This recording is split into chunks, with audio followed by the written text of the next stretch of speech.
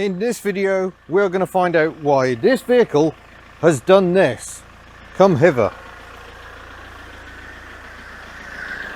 It has leaked big time. This was before I fitted the drip tray underneath, before I went away. And in the past week, she's managed to lose that much oil. So I'm not going to leave her running out there for too long. Going to get her back in. I'll see if she's leaking now.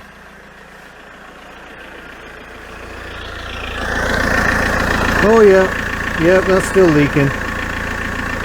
So we're going to have a look, find out why. Sumps they're quite low, so they can get hit, they can rust. So we'll have a look. We'll get her in, jack her up, see what's going on. Also seem to have a puncture going on. That tyre's definitely gone a bit soft, but isn't she lovely? Look how colourful she is. Other decisions may be made about this car's exact future, including the signatures and Peter Crouch, but I think Peter Crouch has got to stay. He's part of this car's magnificent history. But yeah, we'll get her in, jack her up, and yeah, see what's wrong.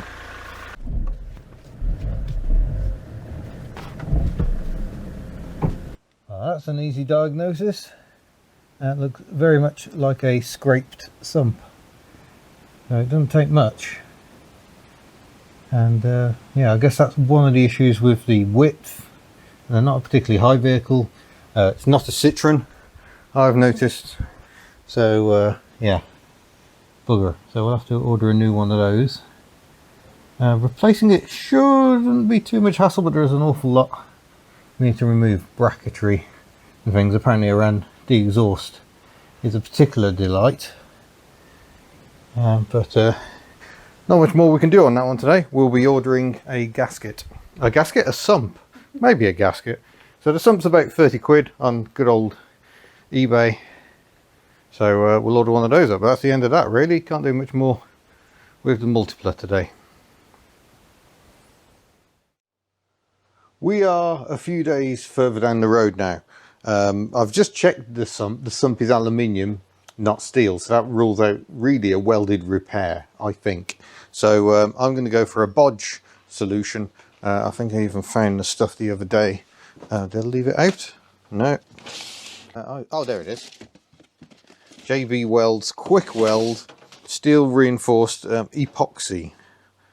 So I don't think it's necessarily the best product to use, but I'm starting to get a bit desperate here now. I can't find a sump for anything reasonable. The only one I found was £90 plus postage, and I can't justify that expenditure on this car. I need to get some use out of it before I spend much more on it.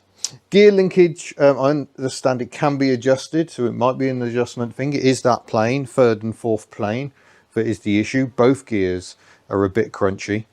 So we may have a look at that, but stage one is going to be drain the oil out, get that sump as clean as possible to give this some hope of actually adhering. Because I know even if this goes again, as long as I keep an eye on it, yes, it does lose quite a lot of oil, but it's not like it's pouring out. If it was a really big hole, then I wouldn't be using this stuff, but we'll give it a go. We'll clean it up. This is going to take a few days, because I'm going to want to make sure this is fully cured. It says it should cure in 4 to 6 hours, but I would like to leave it at least overnight, just give it the best chance. So we'll drain the oil out. We may even try firing in some brake cleaner or degreaser through the sump hole at the corner to try and clean it on the inside as well, just to give it the best chance. That's a recommendation from a friend of mine, so thank you for that tip. And we'll see if we can make this work. People do this all the time, so this is not uncommon.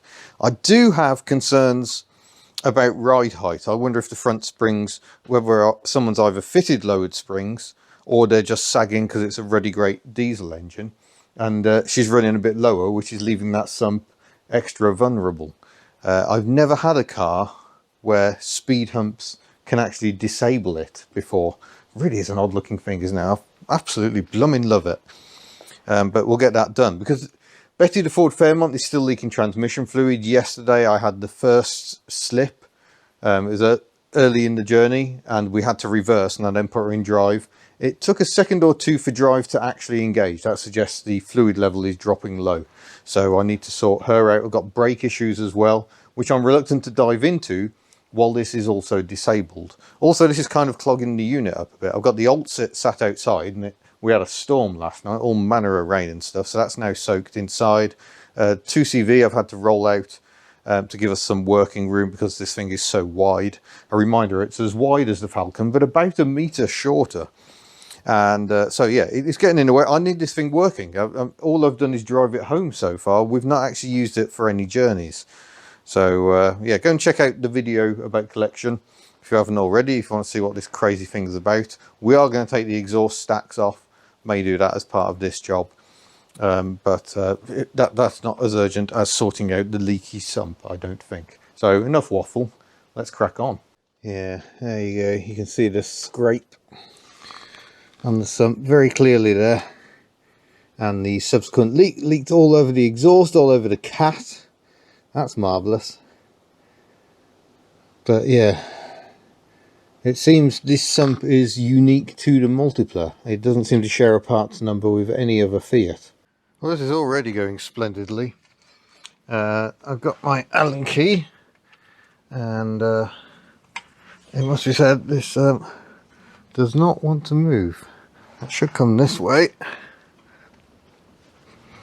Oh, doesn't want to. I can just feel the Allen key bending, so I might have to see if I can find a suitable bit to match to put in an impact driver, I think. Sorry, that's a really weird angle.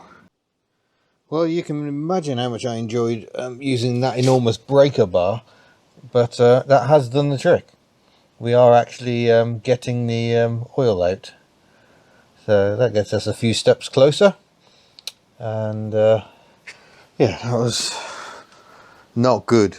You don't want your sump plug that tight into aluminium, because I'm amazed it hasn't just pulled the thread out. But actually, just the advantage of a long bar is you haven't got to shock it. You can just gently ease up the tension. So hopefully we're all right, and we haven't just pulled the thread out with a sump plug. I'm pretty sure we haven't. Did have to hammer this in because I think the sump plug itself has taken a bit of a knock, but did actually manage to drive that socket in without too much hassle. So yeah, we'll let that drain. There we go. I've used a combination of electrical contact cleaner, which is quite similar to brake cleaner, and some actual engine degreaser. So we've cleaned this up now. I'm leaving the sump out just in case any stuff's getting in there that you really don't want in there, and sprayed a bit of the electrical contact cleaner all over the exhaust as well, in the vain hope it might improve matters. But nothing for it now. Need to actually prepare the stuff. So let's read the instructions, because sometimes it's actually good to do that.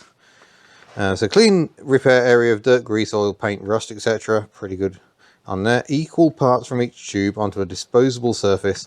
Mix thoroughly. Apply with appropriate tool. What's an appropriate tool? Bit of plastic. In an even coat, weld bead or extruded shape as needed. And sets in 6 minutes, cures in 4 hours. We'll just have a quick message from our sponsor, which is me. You can head to the Hubnut store and buy lovely Hubnut Tools t-shirts. We've got stickers as well, white stickers. Well, actually they're a clear background. We've got black stickers, internal and external. And we also have these rather nice Hubnut key rings. So all these items available at the store. £12 for a t-shirt, £4.99 for a key ring. We don't charge high prices. Head to hubnut.fws.store for all your merchandise needs. On with the show. Right, I'm gloved up. Let's see if we can get you an angle that actually shows you what I'm doing down here.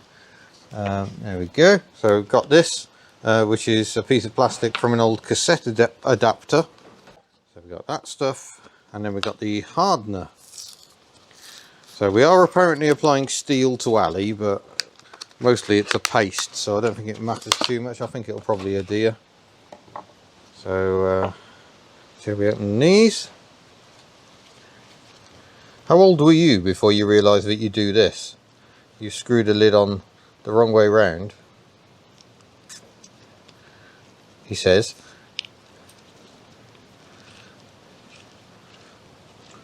And it punctures a hole in the foil, so now you can get the stuff out. So let's start with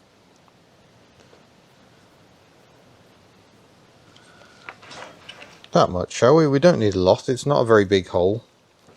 I'm not trying to do an entire sump. I don't know if anyone watches Cletus McFarland, but he was doing Rocky Mountain Race Week recently, and they had a huge strike on the sump of Ruby the Corvette, and they used a load of this stuff, and it did indeed save them from utter disaster. And try and match the amounts. Oh, this stuff stinks. I think that's about the same. It's a bit difficult when it's that messy. There we go. Put those lids back on because we would like to be able to use this stuff again one day. And the most suitable thing I've found so far is a bit of cardboard from a tea bag. And we'll see if we can mix this stuff up. It's got to be fairly well mixed or it won't cure properly. Yeah, this isn't quite up to the job really, this bit of cardboard. A bit of plastic could be better. I just couldn't find anything quite suitable for the job. And there we go. Right, I'm going to go and smear some of that on. I'll spare you the footage of that. I'll show you the results. There we go. I've splodged it on that corner. I haven't done it too heavily because I want it to be able to cure and dry. And now all we do is wait. Actually, while we're waiting, I'm going to try and take these silly pipes off. There isn't much holding them in, I don't think, in theory. It's undo this screw. So this is what you'd have to do if you go and fill up with fuel anyway, because you know the fuel flap is conveniently behind this tube. That should be that. And then I should be able to pull it out the top. I've just realised I'm not going to be able to do that because it's blocked in by the other pipes. So we'll remove all these screws. And then even this is only screwed into the bodywork by the look of it. And that can't be good for car or pipes in the long term. That's a very long screw. Why do they use such a long screw? There we go. That's, we'll use this seat temporarily. There was another light in there. We keep finding lights in this vehicle. Ooh, and they work as well. I mean, I've no reason to distrust these. They do seem to stay in place even at motorway speeds. Well, not that I've done motorway speeds. I've only done 60 miles an hour. Slow motorway speeds. There we go. Right, so that's the screws all out. It should just be a case. Oh, there we go. We can lift that straight out the top. There we go. That's one of Delia's pipes off. Look, attention to detail though. We've even got some burnt foam in there, so it looks like a proper exhaust pipe. I can just go inside Delia for now. The reason we've got the matting like this is there aren't holes in the AstroTurf for the seats to clip in. So we've had to do that for now. Probably just take the AstroTurf out, to be honest. I'm not sure it's adding much to the overall spectacle of this vehicle. Good job, we've got plenty of height in here. So that's two exhaust pipes out. And there goes the third. So, oh, there's a little snail under there. There was a little snail under there. So again, it's just screwed into this strip along the top. So at least those aren't going into actual bodywork. But I think these ones are. So we'll see if we can get this off as well. See what damage has been caused underneath. I might need an actual drill to get these off. Yeah, these screws are already going rusty.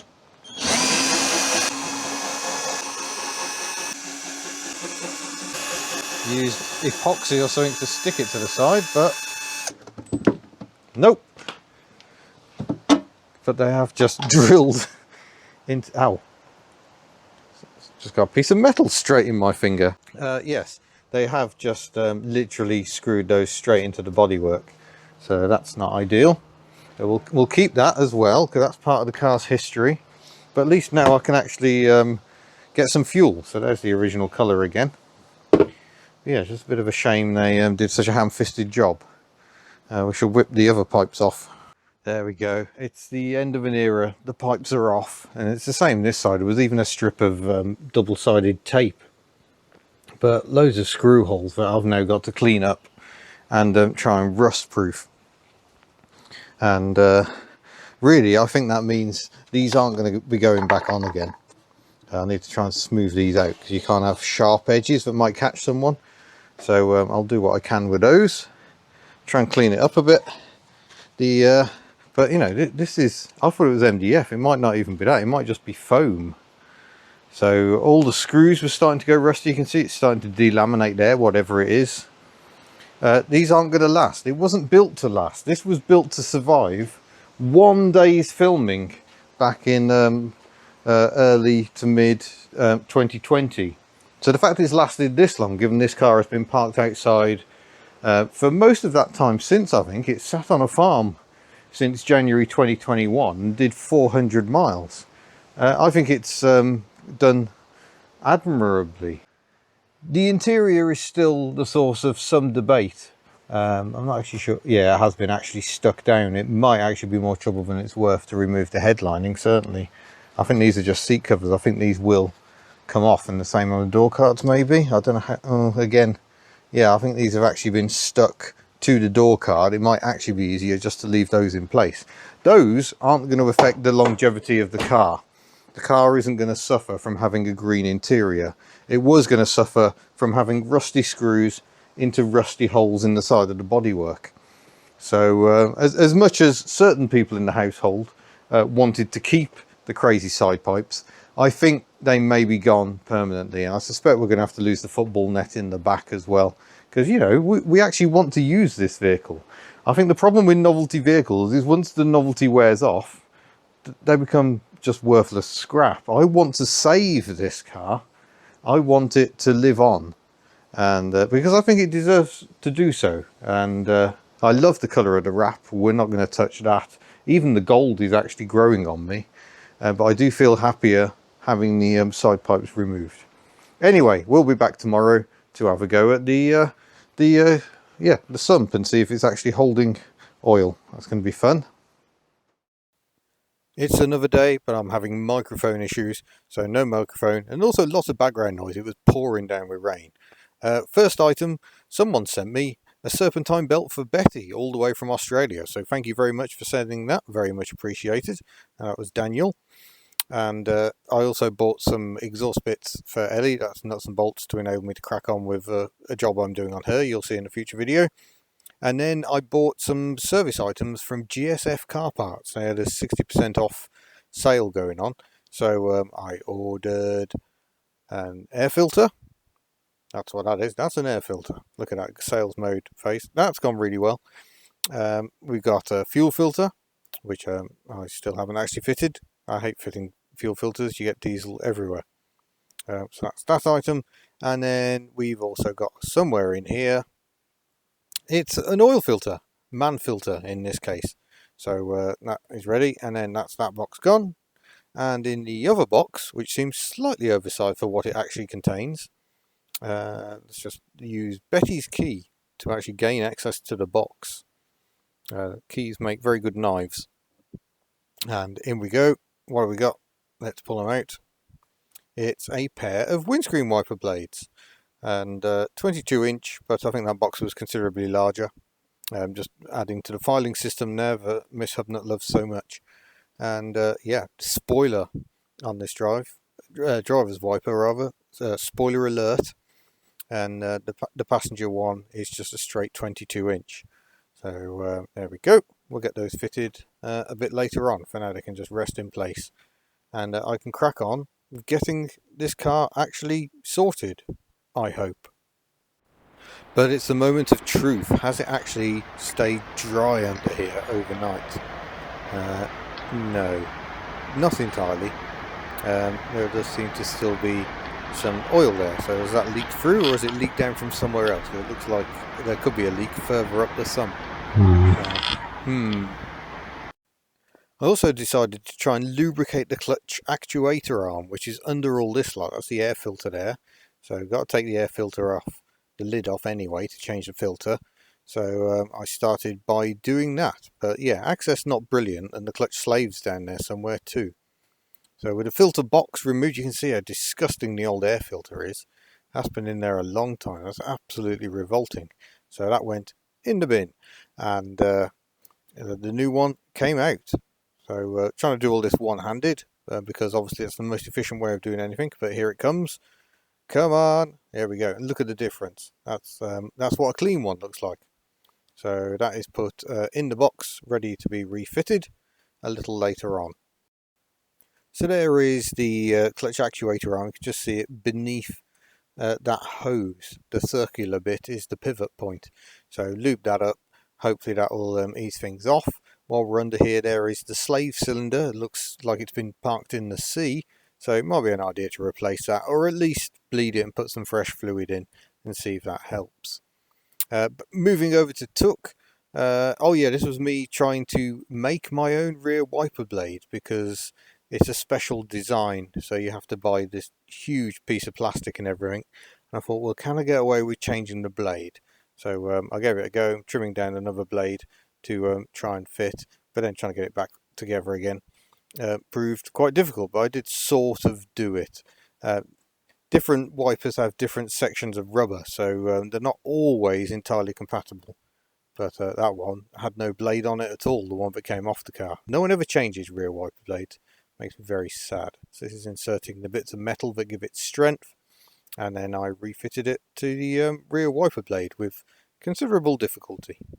We're back on sound again, so end of voiceover mode. I did try changing the rear wiper blade. I didn't film fitting it, but look at this. There's just no tension. The play seems to almost be in the spindle.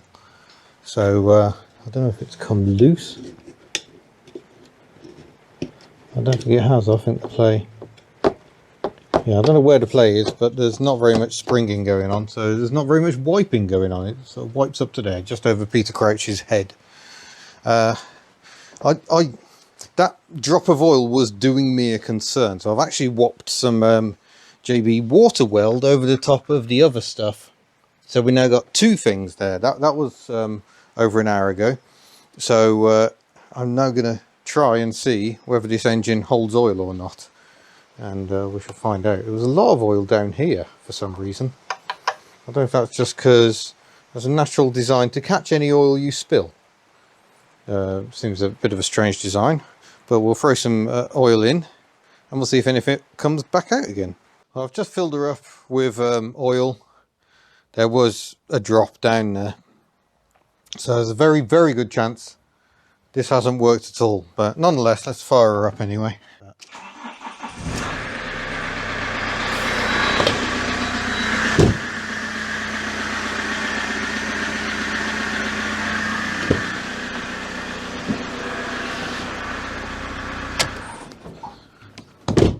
There we go, that's a bit of a run. We'll just let that settle again. We'll dip the oil because we've replaced the filter, of course. Is there any dripping under here? No, I can see oil again. This just hasn't worked, I'm afraid. But I suspect it's because I never do anything properly. Oh, let's have a look. Oh, maybe I'm getting caught out. No, there definitely is something. You can just see it welling up here. So that has not worked. I wonder if I can scrape this off. Has this even cured at all? No. That really hasn't made any difference, the water weld. I think the water weld might genuinely be too old. I think it may be ruined.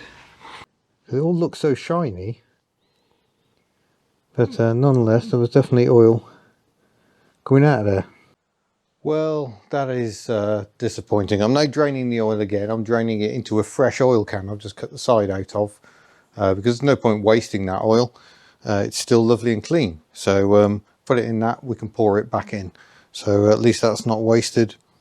I think there must still be a bit of oil lurking in the corner of that sump, so I don't think the repair cured properly. But we have plenty more, so I'm just going to apply more over the top. We'll clean it up again.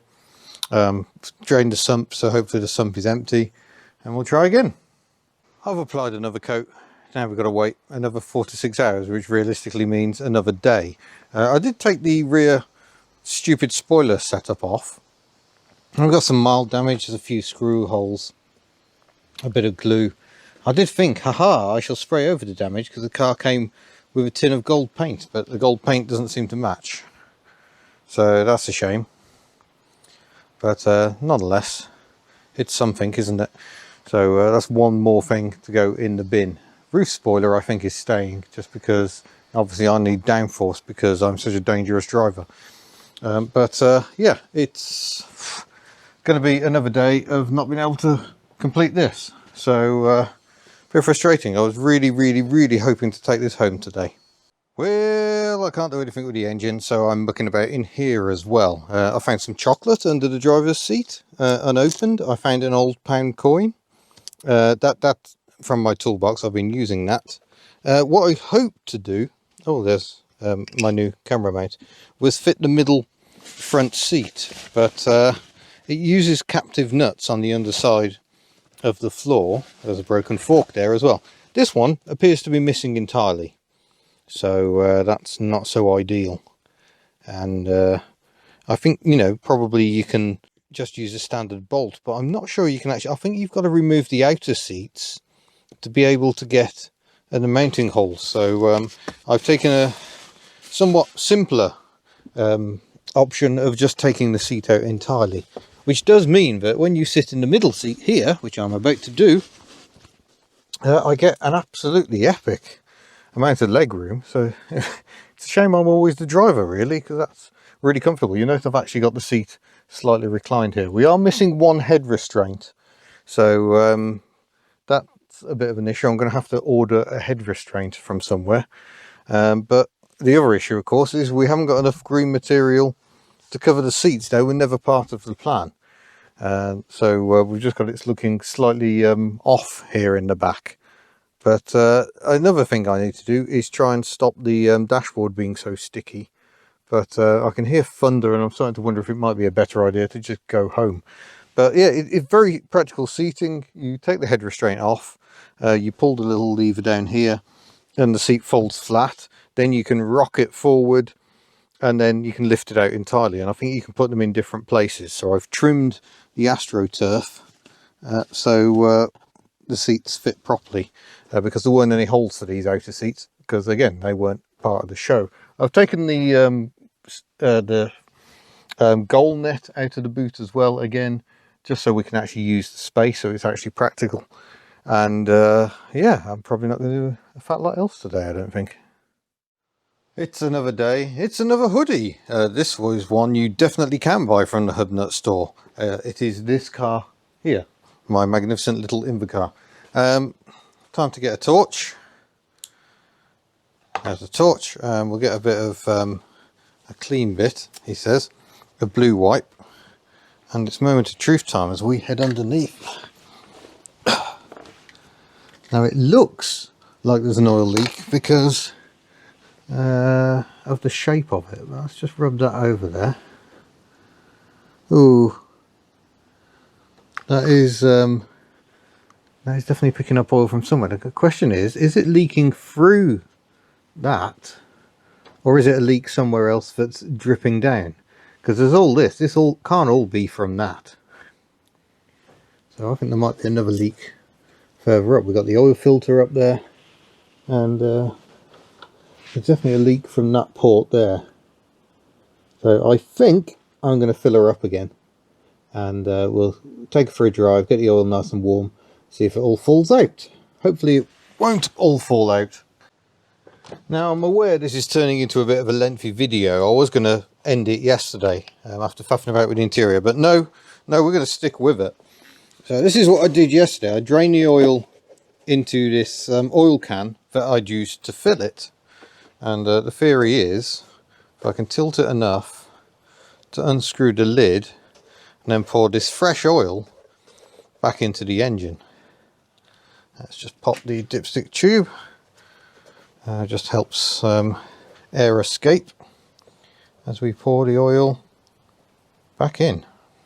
I'm using a 1040 semi-synthetic. Had to hunt around for my own stock, so I'd given up, went out to find oil, and discovered that nowhere locally sells a 1040 oil, or 540 would have been okay. Put that in, we'll put the cap back on that. I might keep that, never hurts to have an extra oil catch can.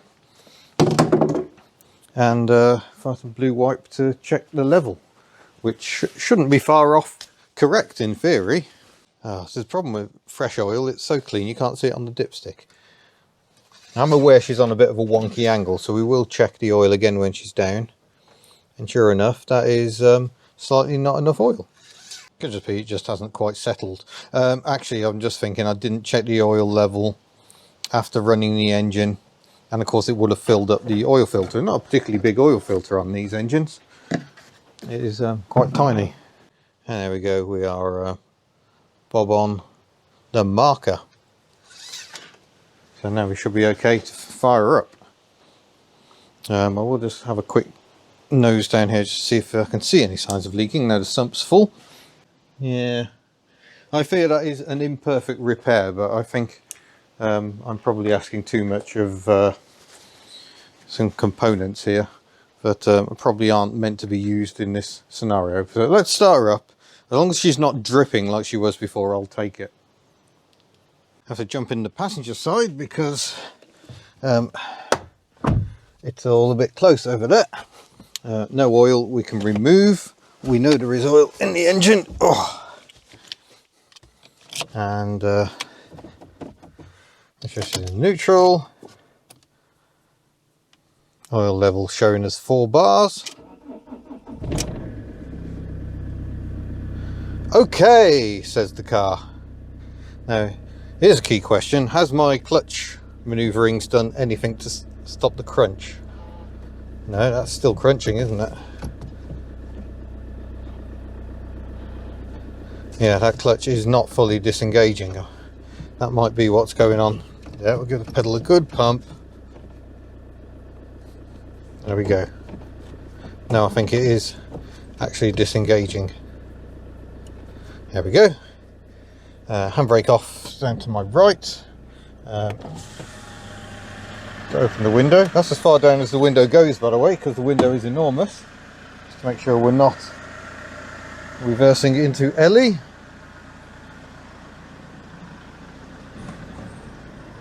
Yeah, that clutch bite is right down at the bottom. Oh, beautiful, racy.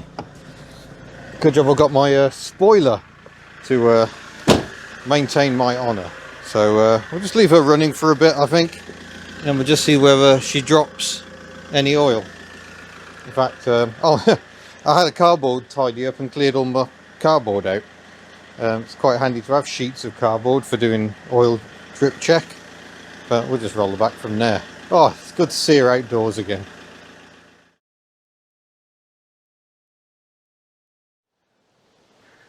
Well, we're back. Gear change still crunchy. It is a bit better. So I think the clutch dragging is an issue, but if we head underneath, well, let's have a look at what's going on. I think it's still, yeah, it's still a pretty sizable leak. It's not dropping as badly as it was, but I think we can 100% confirm that that was not a success. Yeah, that's dripping away. So that's disappointing. I think all I've done really is prove that yes, you can use those chemical metals, but I mean, as a get you home move, I think that's a success. You don't mind dribbling the odd bit as long as you're not pouring it out the sump. But longer term, that is clearly not going to be my solution. I'm going to leave it there just to see how bad the puddle gets. The tyres are a bit squashy, so we'll get the compressor out and give them a blow up. But yeah, a little bit disappointing really. Right, I've been carrying out other improvements while I go, including using some scratch remover on these windows so you can actually see through them again, because these are just plastic. But we need to roll her back and see whether she's left a stain. That is what we are concerned about for the moment. Put her back into neutral. Give her a shove if I can. Oh yeah, she's not too bad to push at all. And it's quite handy having the handbrake there. Oh.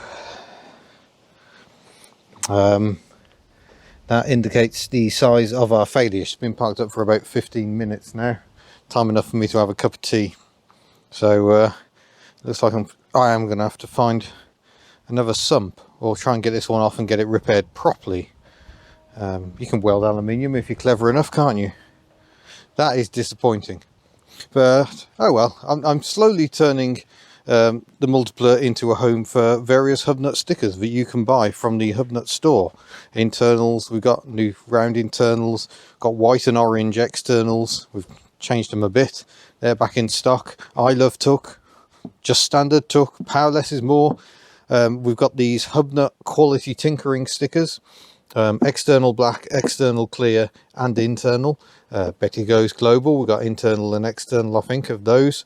And of course, Triangle of Doom. This car does sport a very slight one, which just a hint of one just there, which may be because, to me, I think that passenger wiper blade is a bit too long. They're both 22 inches, but it seems to work. But there we go. That is the Multipla. Disappointment. I was hoping to take it home today. I don't think I can really justify it when she's putting that much oil down. So it's a bit of a shame, but she might have to come out anyway because I could do with getting the Alta in. Hopefully I can solve this in a future video, because I would actually like to start using this car. It is meant to be our family motor. It is meant to be going to the Hubnut Social in Honiton, Devon on the 17th of October. We're going to be there all day. There are 2 sessions, morning and afternoon, £7.50 per car. Head to the website. I'll put a link in the description below, but off the top of my head it's re-fuel.co.uk topical /Hubnut, and that'll get you to the tickets. And yeah, hopefully we will be in this, but not while it's putting that much oil down. I consider that unacceptable. If it was parked for a day and drop that much, it'd be fine, but to drop that much in 15 minutes, yeah, that's not all of the good times. So yeah, we'll see more of this vehicle in future videos, and hopefully I'll see you in Honiton or in a future video. Farewell.